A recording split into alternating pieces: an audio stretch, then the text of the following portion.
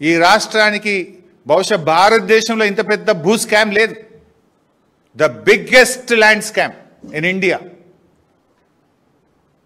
మీకు నిజాయితీ ఉంటే వెంటనే అసెంబ్లీని పిలవండి. ఆ రోజు అసెంబ్లీ ఒక్కటే రోజు పెట్టి పారిపోయింది కదా. మళ్ళీ పెడతాం, ఇక వారంలో పెడతాం, 10 రోజులే పెడతాం అందరు. 3 నెలల అసెంబ్లీ పెట్టండి. అసెంబ్లీ పెట్టి చర్చకు పెట్టండి దీని మీద. This is public property. 4 కోట్ల ప్రజల ఆస్తి ఇది. ఇది మీ అయ్య జాగిరి కాదు, మీ సొంతం కాదు. మీరు 5 ఏళ్ల కోసం మాత్రమే వచ్చిన ప్రభుత్వం మీది. మీరు 5 ఏళ్లు పాలించడానికి మాత్రమే మీకు అవకాశాలు ఇచ్చారు.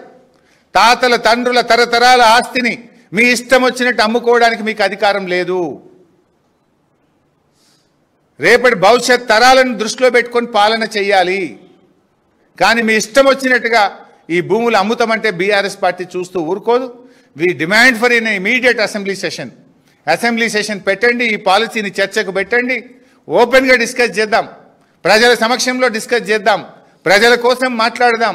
పారదర్శకమైన పాలసీ తీసుకురావాలి తప్ప మీరు ఈ రకంగా ఇష్టం వచ్చినట్టు కొల్లగొడితే బీఆర్ఎస్ పార్టీ ప్రజల పక్షాన పోరాడుతుంది. ఎందుకంటే మీరు ఏది అడిగినా ఈరోజు డబ్బులు లేవంటారు.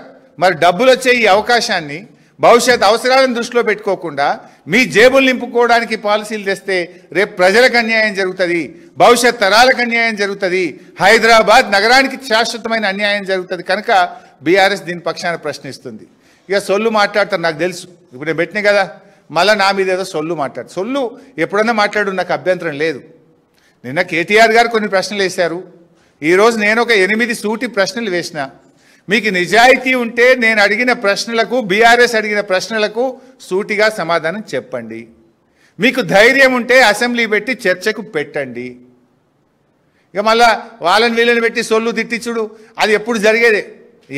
ఎవరు అట్లా చేస్తారు? సమాధానం లేకపోతే, తప్పుడు చర్యలకు పాల్పడితే, అవినీతి జరిగితే మీరు మాట్లాడరు. మీరు పారదర్శకంగా ఉంటే అసెంబ్లీ పెడతారు.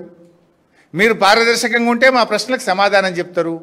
లేకపోతే ఎల్లైనో పుల్లైనో పెట్టి మళ్ళీ తిట్టించే కార్యక్రమం పెడతావు, నాకు తెలుసు. దానివల్ల ఏమొస్తుంది? ప్రజలు చాలా తెలివైన వాళ్ళు కదా. నువ్వు మా ప్రశ్నలకు సమాధానాలు ఇచ్చినవా, నువ్వు రివర్స్లా తిట్టించే కార్యక్రమం పెడుతున్నావా? నువ్వు తిట్టినా కేసులు పెట్టినా నిన్ను వదలం. మేము ప్రధాన ప్రతిపక్షంగా ప్రజల హక్కులు, ప్రజల ఆస్తులు కాపాడడమే మా బాధ్యత. ప్రజలు మాకు ఇచ్చిన బాధ్యత. ప్రతిపక్షంగా వాళ్ళ గొంతుకై మాట్లాడమన్నారు. ఈ రాష్ట్ర ప్రభుత్వ ఆస్తులను, ప్రజల యొక్క హక్కులను, ప్రజలకు ఇచ్చిన హామీలను అమలు చేయించడం కోసమే బీఆర్ఎస్ పోరాడుతుంది. బీఆర్ఎస్కు ఆ బాధ్యత ప్రజలు ఇచ్చిండ్రు. నువ్వు మా మీద కేసులు పెడతా, మా గొంతు నొక్కుతా, లేదా మా మీద తిట్ల దండకం పెడతా, ఏం పెట్టినా నేను వదిలిపెట్టాం, ప్రశ్నిస్తూనే ఉంటాం.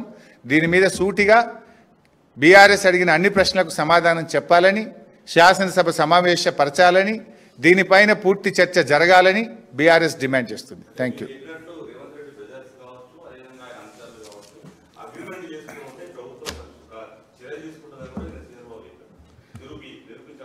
తప్పకుండా చేస్తాను. ఇప్పుడు నేను అడిగిన ప్రశ్నలకు సమాధానం చెప్పండి అన్నిటికీ.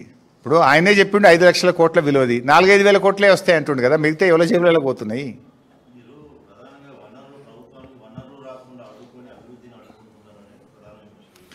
ఇప్పుడు రేవంత్ రెడ్డి గారు ఇప్పటికి ఎన్ని భూములు అమ్మిండు?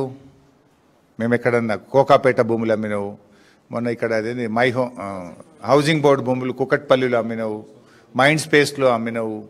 మేము ఎక్కడన్నా అడ్డుకున్నామా? ఇవి అడ్డికి పావు షేర్కు పుట్నాల పేలాలకు అమ్మినట్టు అమ్మితే ఇది రాష్ట్ర ప్రభుత్వ ఖజానాకు నష్టం జరుగుతుంది. కనుక మేము ప్రశ్నిస్తున్నాం. మా ప్రశ్నలకు సమాధానం చెప్పు నువ్వు సూటిగా. లేదు బహిరంగ చర్చకు రా, లేదు అసెంబ్లీ సమావేశం